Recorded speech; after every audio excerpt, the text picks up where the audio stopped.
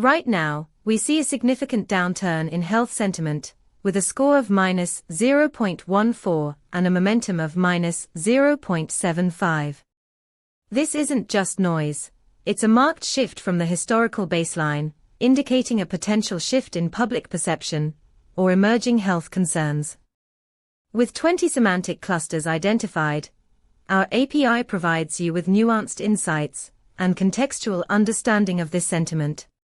You can leverage this for real-time monitoring of health trends, or to adjust your messaging and strategies accordingly.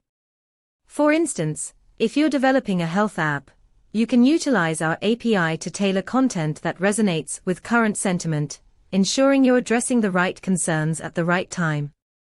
To dive deeper into how you can integrate this into your projects, head to pulsebit.lojenterprise.com/docs.